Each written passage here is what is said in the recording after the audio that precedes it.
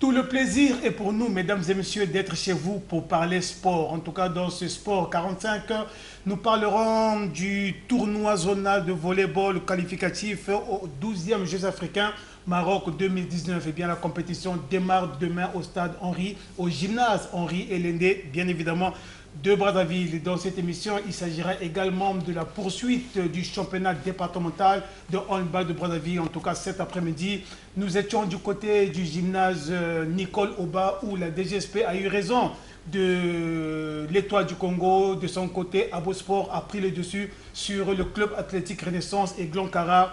Et nous étions là en senior dame et en senior homme. En tout cas, c'est l'Étoile du Congo qui a battu Diable Noir. Vous aurez tous les résultats dans cette émission.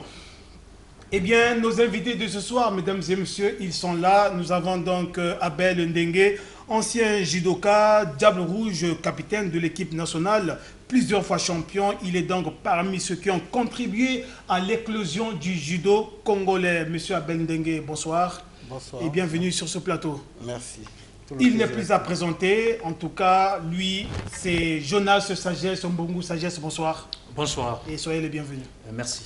Mesdames et messieurs, le décor étant planté, nous allons très rapidement ouvrir cette émission par cette dépêche. Eh bien, vous le savez, la 22e édition de la Coupe du monde de football des moins de 20 ans se poursuit inexorablement là-bas du côté de la Pologne. Eh bien, cette compétition connaît déjà ses finalistes. Il s'agit donc de la Corée du Sud qui va donc disputer la finale samedi prochain à 19 h exactement face à l'Ukraine. Eh bien, ces deux pays ont validé leur ticket mardi à l'issue des demi-finales. L'Ukraine a eu raison de l'Italie sur le score étriqué d'1-0. Même score entre la Corée et l'Équateur. Retenez simplement, mesdames et messieurs, que le match de classement pour la 3e place mettra aux prises vendredi à 19 h 30 l'Équateur à l'Italie. Un petit rectificatif, mesdames et messieurs, la finale va se disputer à 17 h, non pas à 19 h comme je l'ai dit. Eh bien, nous allons à présent parler de la Coupe du monde féminin de football qui se dispute là-bas du côté de Paris. C'est en France, en tout cas. Bungu, hier, les Français ont battu la Norvège sur le score de 2-1. Il fallait s'y attendre. Ah oui, c'est difficilement que la France s'est qualifiée parce que, enfin, a réussi à battre la Norvège. C'est avec toutes les difficultés du monde, c'est une victoire à la douleur. Et nous connaissons déjà que la France a eu raison de la Norvège par l'aide, bien sûr, de l'assistance vidéo. La VAR. La VAR, oui. Encore la VAR. Et encore toujours la VAR. cette VAR. Toujours la VAR. Voilà. Sinon, c'était discutable. L'arbitre pouvait ou ne pas accorder le pénalty. On ne pouvait pas aussi être très sévère envers l'arbitre. Et non, mais bon, mais écoutez, la semelle du défenseur norvégien s'est arrêtée directement au genou et ça a suscité la chute de l'attaquant français. Alors, ça a suscité aussi... Elle a été très rusée. Oui, en fait, c'était très rigoureux, mais enfin, c'est la VAR qui en a déterminé. On ne peut pas aussi imputer tort à l'arbitre. Il y a eu également faute. On peut bien décider le point de pénalty. Prochain match de la France, ce sont les Nigérians. Ah oui, avec le Nigeria, je pense qu'il faudrait... L'une des représentantes africaines oui. à cette Coupe du Monde. Et c'est l'unique à qui on peut quand même focaliser tous nos espoirs, avec un peu Oshola, un peu l'ailier la plus rapide au niveau des dames. Ouais. Et nous pensons qu'avec cette dame, nous pourrons quand même compter sur elle. Mais je suis sûr que la France, étant déjà qualifiée, va peut-être faire jouer l'équipe B pour réserver les titulaires et ça pourra profiter aux Nigérianes afin qu'elles puissent peut-être gagner parce qu'elles sont obligées d'arracher une victoire. Coûte que coûte, elles doivent s'imposer. Elles doivent s'imposer et c'est sûr que si la France fait jouer l'équipe B, les Nigérianes peuvent passer. Mesdames et messieurs, nous allons vous replonger dans cette victoire de la France face à la Norvège. Et on se retrouve tout juste un peu pour poursuivre avec cette émission Sport 45. Empreint de soulagement, à l'image de Wendy Renard, buteuse malheureuse contre son camp, décollant de terre Eugénie Le Sommer, décisive sur pénalty.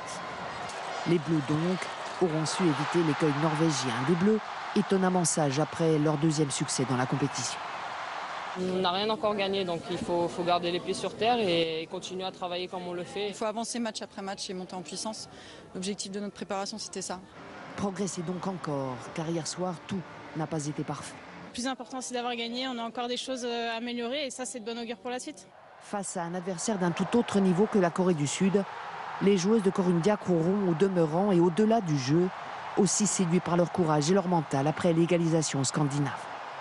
Mais si cette victoire est pleine de promesses, elle n'est finalement pour les Bleus qu'une pierre supplémentaire apportée à l'édifice tricolore. Je ne sais pas si on change de statut parce qu'il y a des grosses équipes aussi dans les autres tableaux qu'on va sûrement rencontrer. À commencer par les États-Unis, cette Amérique, triple championne du monde et tenante du titre, promise aux Françaises en quart de finale. Calculer, c'est pas notre genre. Je pense que de toute façon, pour gagner une Coupe du Monde, il faut rencontrer les meilleurs. Donc on sera prête. Mais avant cela, il s'agira de négocier le troisième match de poule contre le Nigeria lundi à Rennes. Le travail, le discernement et l'intelligence bleue doivent donc préserver la France de tout excès de confiance. C'est tout ce qu'il faut lui souhaiter sur le chemin de sa Coupe du Monde. Alors, Mbungu, parlons mercato, c'est désormais officiel, Eden Hazard au Real de Madrid. Oui, Eden Hazard au Real de Madrid, on peut penser que c'est peut-être une aubaine pour le Real, mais attention Donald, j'ai souvent remarqué que les joueurs qui coûtent cher pour le Real n'apportent pas réellement grand-chose. Ce qu'on attend. Ils ne répondent pas aux attentes des dirigeants et pourquoi pas du public. Nous avons vu avec Bell qui a été vu comme le joueur le plus cher avant que Eden en arrive, mais Bell au fait n'a pas donné le meilleur de lui-même. Tout ce qu'on attendait de Bell, peut-être une fois, il a fait rêver aux Merengues lors de la finale, la dernière finale que les Merengues ont discuté avec la Ligue des Champions. Et il a marqué 2 buts et c'était suffisant pour que les gens se disent Cristiano peut partir, on peut quand même se servir de Bell. Mais malheureusement, après le départ de Cristiano, ça n'a pas vraiment donné avec Bell. Et vous avez compris que la saison dernière, le Real a couché d'une souris. C'est une année blanche, sans trophée. Et avec Eden Hazard, nous pouvons penser que ça peut peut-être marcher, mais en tout cas, il faut d'abord se réserver avant de vouloir se prononcer pour Eden Hazard. Mesdames et messieurs, Eden Hazard donc signé un contrat de 5 ans, donc jusqu'en 2024 pour 10 millions d'euros. Il devrait donc porter le dossard 7, Mbungu, oui, dossard le 7, dossard 7 un numéro porté par les légendes de ce club, à l'image de Raoul, à l'image de Cristiano Ronaldo. Et l'autre joueur qui vient donc de rejoindre la Maison Blanche, l'ancien latéral gauche de l'Olympique Lyonnais, lui c'est Fernand Mendy. Fernand Mendy, il a également rejoint la Maison Blanche. L'ancien Lyonnais, oui, c'est vraiment une aubaine parce que pour ces jeunes hommes... Un bon choix? Non, c'est un bon choix parce qu'on va mettre un peu, on va concurrencer Marcelo, et on va essayer un peu de mettre Marcelo dans le rythme de la concurrence, et c'est la concurrence qui pousse aux joueurs de donner le meilleur d'eux-mêmes. Et le jeune Mendy, je pense qu'avec déjà 2 sélections à l'équipe française, au niveau du bleu, nous savons que le jeune homme mérite bien la place parce que c'est un jeune homme qui va balle au pied, qui a franchement des crochets quand il crochette avec des centres bien précis. Sa qualité de défenseur, c'est déjà très important. Oui, et Zidane ne s'est pas trompé. Il ne s'est pas trompé, mesdames et messieurs. Nous allons voir tout ceci en image. Dans quelques heures, le stade Santiago Bernabéu sera officiellement sa nouvelle maison. C'est ce soir à 19 h qu'Eden Hazard sera présenté sous ses nouvelles couleurs, celles du Real Madrid. La Maison Blanche, une suite presque logique dans la carrière de l'international belge commencée en Ligue 1 en 2007. 5 saisons sous les couleurs du LOSC, le temps d'être élu 2 fois meilleur joueur du championnat en 2011 et 2012 et de réaliser un inédit doublé Coupe Championnat en 2011 avant de traverser la Manche, direction Chelsea. Cette saison passée chez les Blues ont affirmé ou réaffirmé son statut de leader et étoffé son palmarès de lignes prestigieuses, de titres de champion d'Angleterre, de Ligue Europa et quelques coupes nationales au passage. Au Real Madrid, Eden Hazard aura la lourde responsabilité de combler le vide laissé par le départ de Cristiano Ronaldo il y a 1 an. C'est la meilleure chose qui pouvait arriver pour les 2 équipes, pour les deux. Pour Real Madrid parce qu'on est dans une période où on a vraiment besoin d'un génie, pour avoir perdu Ronaldo depuis l'année passée, et pour Eden Hazard parce qu'il a atteint le niveau de maturité pour faire le grand pas dans la cour des grands. La cour des grands et le tapis rouge pour un Eden Hazard avide d'un nouveau défi. à 28 ans. Le Real en mode reconstruction avec Zinedine Zidane qui anime ce début de mercato avec aussi la signature, c'est officiel, de Ferland Mendy, le latéral gauche lyonnais passé en 2 ans de la Ligue 2 au Havre à l'équipe de France et au Real, contrat de 6 ans pour 48 millions d'euros plus 5 de bonus. Mendy qui rejoint aussi Luka Jovic, l'attaquant international serbe de 21 ans, arrivé de Francfort et présenté hier à Bernabéu.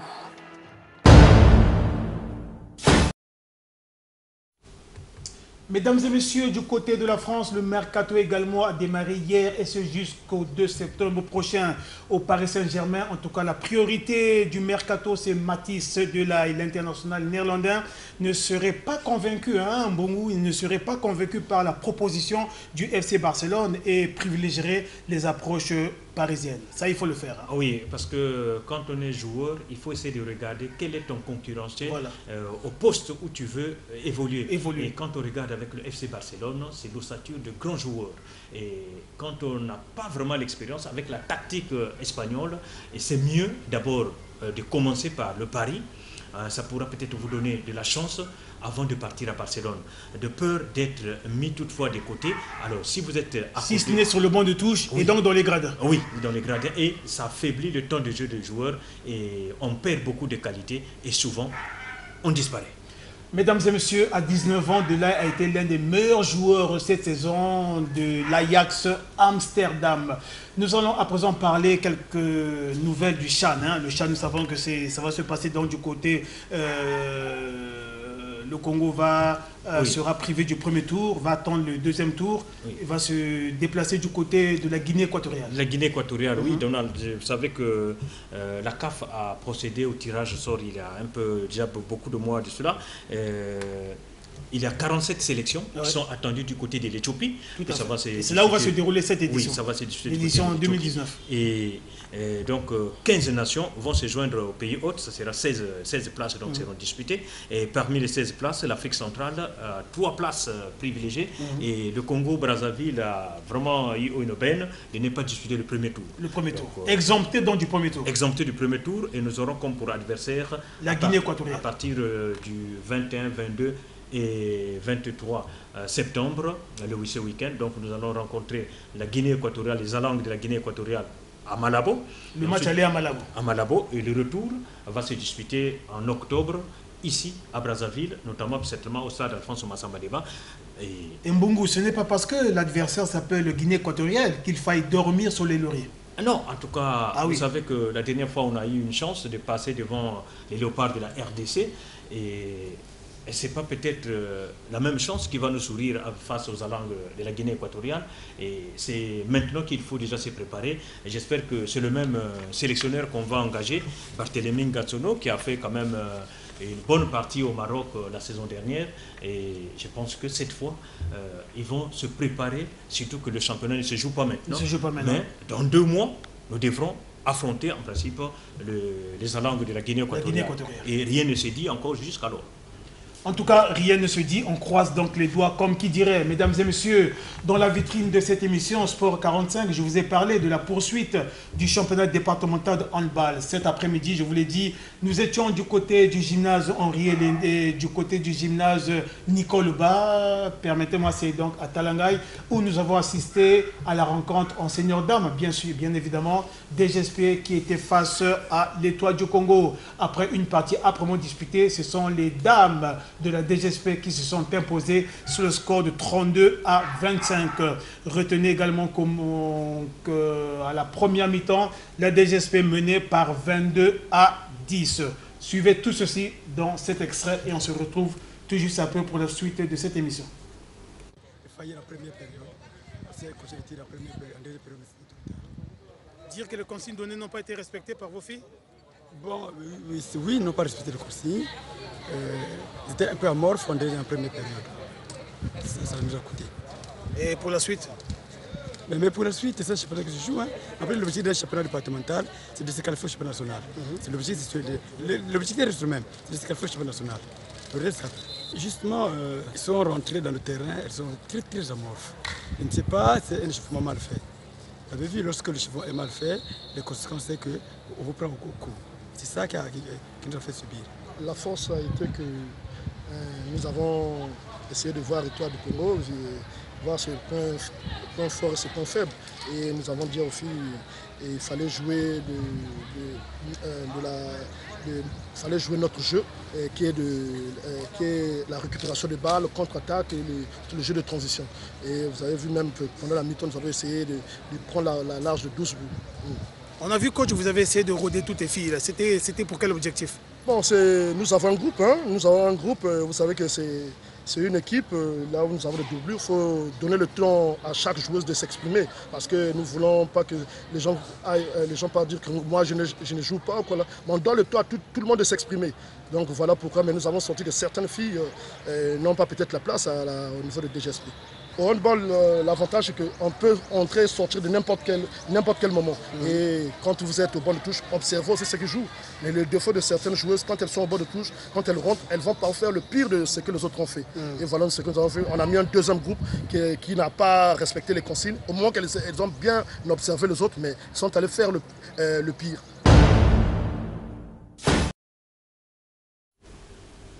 Vous l'avez compris, mesdames et messieurs, nous sommes allés un peu vite en besogne. Vous avez suivi donc là la réaction des deux entraîneurs, l'entraîneur de l'Étoile du Congo et celui de la DGSP. Nous vous disions tout à l'heure que nous avons suivi la rencontre qui a opposé Enseigneur d'Armes, la DGSP, à l'Étoile du Congo. Score final de 32 pour la DGSP et 25 pour l'Étoile du Congo. La DGSP qui menait déjà en première mi-temps par 22-10. Cette fois-ci, du côté de la régie, prière de nous proposer l'extrait de ce match.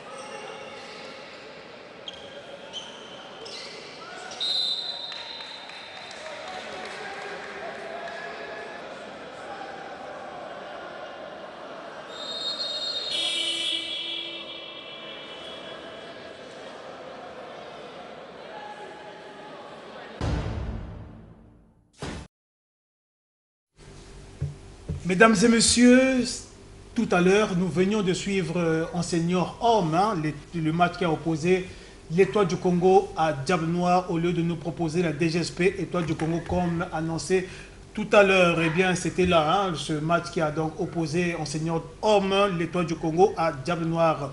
Victoire des Stéliens par 36 à 25.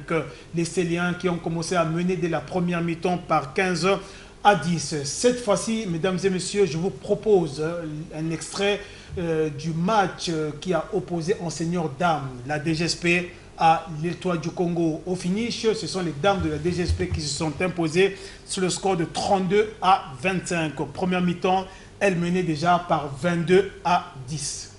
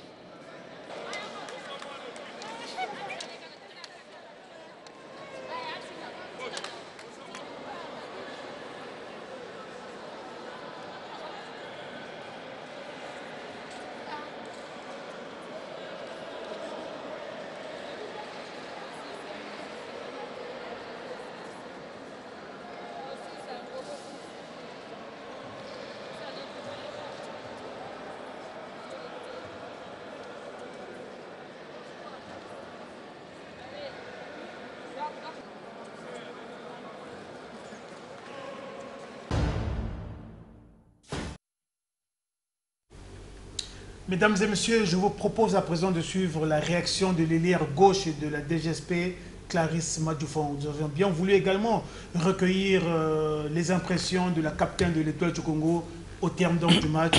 Malheureusement, la capitaine n'a pas voulu répondre à notre question. Allez-y, suivez à présent la réaction, comme je l'ai dit tout à l'heure, de l'ailière gauche de la DGSP. Le secret de la victoire contre l'Étoile du Congo, c'était la détermination de tout un chacun, parce que déjà Cros c'est Cros. La défaite contre Kara, vraiment ça nous a touchés, ça nous a fait mal. Donc on fait l'effort maintenant d'aller victoire en victoire. Mais Clarisse, à quel moment du match as-tu cru qu'effectivement vous allez plier le match jusqu'à la fin? Mais au début du match, il fallait voir et le rapport de force était de notre côté.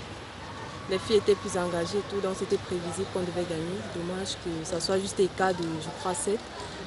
Mais on aurait pu faire quand même mieux, on pouvait aller à écart de 10 au moins. Ce qu'on pensait, dommage, ça n'a pas été fait. À un moment du match, vous avez failli craquer. Hein? Ah, ça arrive. pendant le match, il y a toujours un moment comme ça. Un moment qu'on monte et un moment aussi de chute. Et voilà. Donc ce sont les anomalies du stade. Et au public, disons, aux supporters de la DGSP, on balle bien évidemment. Un message particulier à leur endroit? Un message, oui. Merci pour tout ce qu'ils ne cessent de faire pour nous, malgré la déstabilisation de l'équipe, parce qu'on se rend compte que l'équipe est un peu déstabilisée. On ne sait pas trop ce qui est en train de se passer. Mais on espère qu'on va pouvoir ranger ça. Que ce soit du côté des joueuses ou du côté du staff dirigeant et tout. On ne sait pas réellement ce qui est en train de se passer. Mais ce qu'on sait, c'est que nous, les filles, on reste soudées. On va se battre pour aller de victoire en victoire. Mesdames et messieurs, demain vendredi s'ouvre ici à Brazzaville le tournoi zonal de volleyball qualificatif aux 12e Jeux africains Maroc 2019. Nous étions allés regarder comment se déroule justement cette préparation du côté du gymnase Henri Elende, où le président Jean-Claude Mepita de la Fédération congolaise de volleyball nous a rassuré que tout est fait prêt afin que le tournoi démarre demain. Suivez ceci dans ce reportage. Brazzaville de nouveau au cœur d'un événement sportif de grande envergure. Il s'agit de la phase zonale des éliminatoires de volleyball qualificative aux 12e Jeux africains Maroc 2019. C'est au gymnase Henri Elende que les 3 participants à cette grand-messe de la jeunesse africaine se disputeront le visa pour le Maroc. Les joueurs sont là, les infrastructures sont là, malgré quelques petits problèmes d'électricité, mais je pense que nous trouverons une solution. Sinon, tout est en place, les équipes vont arriver. Bon, il y a le Cameroun qui arrive tout à l'heure, la RDC sans doute demain, et notre équipe est là. Et nous avons confiance à ceux qui organisent, à ceux qui nous permettent d'atteindre ces objectifs. Comme on le constate, le gymnase refait peau neuve. Ici, les peintres sont déjà à pied d'œuvre. Vous savez que ces terrains-là étaient peints en jaune. Or, selon les normes de la FVB, les lignes ne peuvent pas être en jaune. Les lignes sont en blanc plutôt.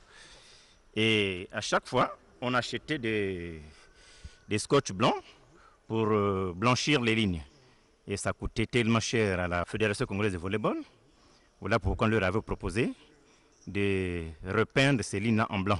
Tout est déjà en place afin que ce tournoi qualificatif, auquel prendront part le Cameroun, la République démocratique du Congo, démarre comme le prévoit le calendrier. Le Congo sera représenté non pas par les Diables Rouges, mais plutôt par la DGSP Senior Homme. Jean-Claude Mopita, le président de la Fédération congolaise de volleyball, nous a donné une explication à ce propos. Ailleurs, on parlerait facilement du sponsoring, c'est-à-dire que lorsqu'on fait recours à une entreprise pour vous soutenir dans une activité, mais on peut aussi, comme c'est notre vision, hein, on peut aussi choisir un club bien organisé pour assumer à ce niveau. C'est ce que nous avons choisi de faire. Il n'a pas manqué de dévoiler les ambitions du Congo à cette compétition. Aux 11e Jeux africains de Brazzaville, nous étions 2e. Donc nous avons nos ambitions pour la première place peut-être, ou conserver notre 2e place à ces Jeux. C'est pourquoi il nous faut représenter la zone pour nous permettre d'affronter les autres là-bas au Maroc. Donc notre ambition, c'est aller le plus loin possible. Le Cameroun, c'est un gros morceau, la RDC aussi s'en est un, mais le Congo aussi n'est pas une petite équipe. C'est pourquoi le volleyball que vous allez suivre à partir du 14, parce que le 13, ce sont les réunions techniques, ce sont les enquêtes préliminaires, les réunions techniques. Et à partir du 14, vous verrez que ce sera du bon volleyball. Le match d'ouverture prévu pour ce vendredi mettra aux prises le Congo à la République démocratique du Congo. Pour rappel, les 12e Jeux africains Maroc 2019 auront lieu du 19 au 31 août prochain.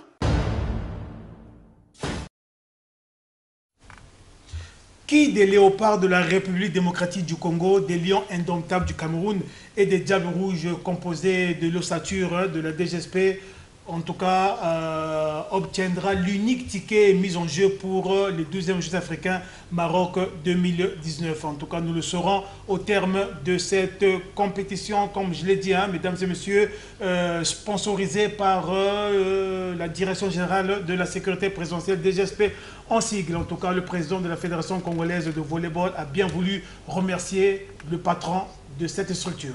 Suivez-le. Je pense que le plus important ici, c'est de remercier aussi le conseiller spécial du président de la République, le colonel Serge Oboa, qui est toujours là, présent, qui répond toujours présent lorsque nous avons besoin de lui. Et là, il a prouvé encore que c'est vraiment quelqu'un qui aime le sport. Et nous pensons qu'il va nous permettre de réaliser beaucoup de choses. Peut-être pas seulement au volleyball, peut-être ailleurs. Il doit avoir sans doute d'autres ambitions. Il va permettre au sport congolais d'aller de l'avant. Dans cette émission, je vous l'ai dit, nous avons un invité, lui c'est Abel Ndengue. Je vous rappelle qu'il est ancien judoka, Diable Rouge, capitaine de l'équipe nationale, plusieurs fois champion. Il est parmi donc ceux qui ont contribué, mesdames et messieurs, à l'éclosion du judo congolais. Alors, monsieur Abel Ndengue, une fois de plus, bonsoir. Bonsoir. Et merci d'être venu sur ce plateau ce soir pour parler judo. Tout le plaisir est pour moi. Le judo congolais va mal. Alors vous, en tant qu'ancien judoka, vous avez fait la pluie et le beau temps du judo congolais. Quel est votre point de vue à propos de la crise qui sévit au sein de la maison judo? À propos de la crise qui sévit dans la maison judo, comme vous dites, moi je dis que cette crise-là peut être solutionnée. Pourquoi? Pour deux raisons majeures. Moi y compris, nous sommes tous, avec les débatteurs de la question judo, nous sommes tous issus d'une même école. C'est l'école Ngasaki. Maître Ngasaki. Maître Ngasaki. Il est encore vivant, heureusement. Donc, tous nous sommes fils ou petits-fils de Maître Ngasaki. Je pense que rien que par cela, on peut solutionner le judo. Et par un passé récent, ils ont prouvé qu'ils pouvaient se mettre sur une même table et débattre du judo, trouver des solutions. Parce que le président Marien, en ce moment, il est à son 2e mandat. Le bilan du mandat passé, semble-t-il qu'il était désastreux. Mais on pouvait bien le sanctionner au 2e mandat. Mais au lieu de le faire, ces belligérants actuels se sont retrouvés dans la sélection, et plutôt dans le bureau. Je peux citer les noms. Il y a Maître Aya Kalogé, qui fut vice-secrétaire général. Il y a Atta Francis, qui fut le second de Marien. Le premier vice-président. Premier vice-président, c'est-à-dire le second. Après le président, c'est juste lui. Il vient juste après le président. Mais avant ces échéances, ils étaient à la CECAS. Il y a eu des décisions au niveau de la CECAS. Il y a eu des sanctions, mais qui n'ont pas été exécutées. Mais entre eux, ils se sont retrouvés, ils ont trouvé une solution. Parce que tous, ils se retrouvent, tous ces belligérants-là se retrouvent dans le bureau de la fédération. Donc pour ces deux raisons, moi je pense que si vraiment les gens peuvent ravaler leur ego, leur égoïsme, plutôt leur intérêt personnel, on peut trouver une solution. Parce que le problème c'est quoi? Il faut voir la jeune génération. La génération montante. Voilà. Parce qu'aujourd'hui, n'oublions pas que après le football, c'est le judo, dans la capacité de drainer les foules. On arrive à remplir les gymnases. Au bas Nicole, tout comme les autres gymnases, on arrive à les remplir. Mais cette jeunesse-là, il ne faudrait pas qu'elle soit déçue de nous. Il faudrait qu'on les emmène. Ils ont rêvé. C'est des gens qu'on a fait rêver. Ils ne sont pas venus là par hasard. Pensons au moins à cette jeune génération qui se mettent à table et essayer de trouver une solution pour le judo. Alors, M. Abel Ndengue, votre modeste contribution justement à cette crise? Moi, la modeste contribution à cette crise, je vais dire plutôt sur le judo en général. Justement, le judo. Voilà. Parce que les gens savent de moi que je suis le meilleur judoka de tous les temps et tout, nanani, nanana. Mais ce que ma touche personnelle pour le judo. J'arrive au judo un 25 janvier 1985. Le judo en Berne. 25 janvier 1985. Le judo est en Berne. Henri Mavamou, vous n'étiez pas encore né, je crois. Le judo est en Berne. Il n'y a pas de sortie, pas de médaille. Le temps que nous, là, la jeune génération, on puisse affûter nos armes pour être prêts au combat. Ça a pris combien de temps? Donc de 85, comme je vous dis, jusqu'à 2014. La première sélection, pour moi, c'était le Zaïre. Donc ça, il s'est écoulé, voilà, il s'est écoulé 9 ans. Il n'y a pas eu de médaille pour le Congo. La prochaine médaille, c'est la mienne. Mais la conséquence, c'est quoi? Cette médaille, elle ouvre la voie au judo congolais. Parce que juste après, j'intègre l'équipe africaine. Mais l'équipe africaine, la politique, c'est quoi? Vous venez, vous apprenez, vous repartez chez vous. Vous transmettez les connaissances. On avait des mouvements de judo qui étaient d'actualité que nous, on ne connaissait pas. En l'occurrence, je vais dire kata gourma à genoux. Ça, on ne savait pas. Le ramassement de jambes, c'est nous qui avons emmené ça. Je vais dire, moi, je suis d'abord dans l'équipe africaine, le seul dans l'équipe africaine, boursier de la coopération française. J'ai eu une bourse d'entretien attribuée par la coopération française. Pendant des années, j'ai perçu cette bourse-là. Ce n'est pas rien. Ce n'est pas rien. Ce n'est pas rien du tout. Et dans tous les regroupements de l'équipe africaine de judo, de la sélection africaine, je faisais partie. Et avec moi, après, j'ai drainé les Congolais. On a bénéficié du concours d'un bon manager à l'époque, en président de fédération, en l'occurrence, M. Tati Libas. Tati Libas. Voilà, chaque fois que moi je sortais avec le billet de la coopération française, le père diem de la coopération française, mais lui, il instillait 2-3 judokas qui venaient. Parce que c'était toujours après compétition, il y avait un stage, il y avait une formation. Et vu qu'ils étaient là, qu'est-ce qu'on fait? Au niveau de l'équipe africaine, on dit, bon, mais comme vous êtes déjà là, vous participez à la formation, au stage. C'est comme ça qu'on a élevé le niveau du judo congolais. Mais aujourd'hui, là, quand on voit, il y a ceux qui ont droit au chapitre, ceux qui en parlent du judo. Moi, je dis qu'ils n'ont pas droit au chapitre. Quand le judo avait besoin des braves judokas congolais, ils étaient où? Aujourd'hui, on voit les gens passer à la télé, parler de n'importe quoi. Mais le judo, ce n'est pas une propriété privée. Quand les gens pensent qu'ils ont sur le judo toutes les attributs de la propriété, c'est-à-dire la busus, le fructus, hein? Mais c'est grave. Quand vous pensez que le judo vous appartient, donc vous pouvez, avec ce droit, c'est ce droit de la propriété, c'est-à-dire la busus, vous pouvez laisser mourir le judo. D'où la note du ministère des Sports qui sanctionne le judo. Oui, tout à fait. Jusqu'à vouloir dire, bon, écoutez, cette vous ne réglez pas la note-là, crise, je retire l'agrément. Cette note-là, moi, j'abonde pas dans ce sens-là. Je suis désolé, mais je n'abonde pas dans le même sens que le ministre.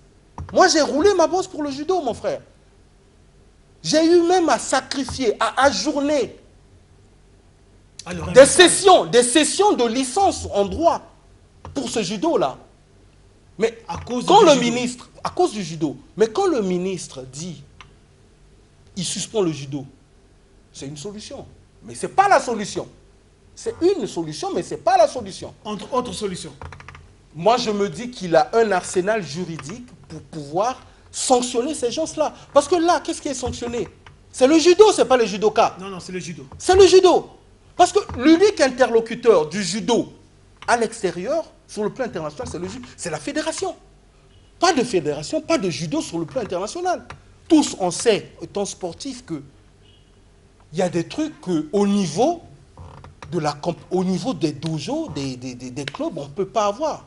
Il y a des réflexes qu'on acquiert qu'au niveau international.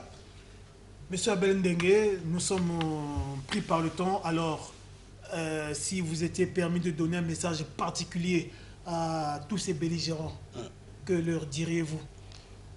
Moi, je leur dirais tout simplement qu'ils essayent un peu de se surpasser, qu'ils voient un peu l'intérêt général. S'il y a ce fibre judo-là, en eux, je pense qu'on peut trouver une solution. On a connu pire que ça au judo.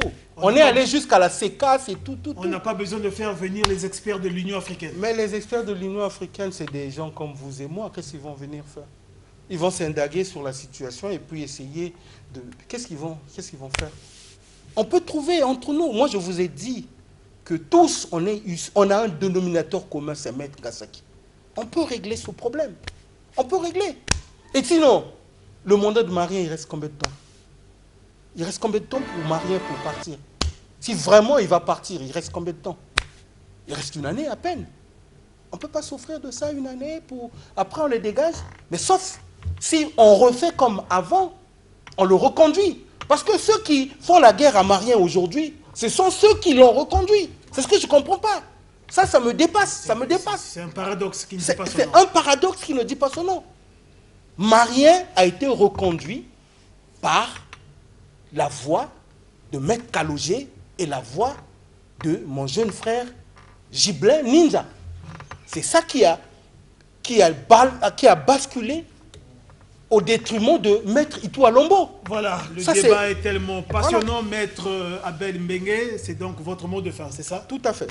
Alors, nous étions très heureux de vous recevoir sur ce plateau ce soir. Je vous rappelle, mesdames et messieurs, que nous recevions Maître Abel Mbengue, ancien judoka, Diable Rouge, capitaine de l'équipe nationale, plusieurs fois champion. En tout cas, il est parmi ceux qui ont contribué à l'émergence, pour ne pas dire à l'éclosion du judo congolais. En tout cas, il a donné son point de vue sur la crise que connaît justement la famille judo. En tout cas, tout le plaisir a été pour moi. Jonas Sagesse, Mbongo, un dernier message. Oui, le dernier message. En termes d'information, bien sûr. Vraiment, en termes d'information, nous allons très rapidement. L'information qu'il faut livrer aux différents sportifs, c'est que dans quelques jours, nous irons en Égypte assister à la CAN et la phase finale. Déjà, les sélectionneurs sont en train de mettre en exergue les listes des joueurs retenus, c'est-à-dire les 23 joueurs, oui. Et déjà le cas de nos voisins à côté, la RDC. Les léopards de la RDC. Vraiment, Florent Ibenge a rendu disponible la liste. Et il s'agit bien sûr de la liste de 23 joueurs où nous comptons 5 locaux. 18 joueurs expatriés et parmi les 18, il y a 15 qui évoluent en Europe et 1 en Arabie Saoudite, 1 en Angola et 1 en Chine. En tout cas, la semaine prochaine, mesdames et messieurs, nous reviendrons sur cette liste rendue publique par les différents sélectionneurs. Était donc derrière cette caméra Henri Mavambou.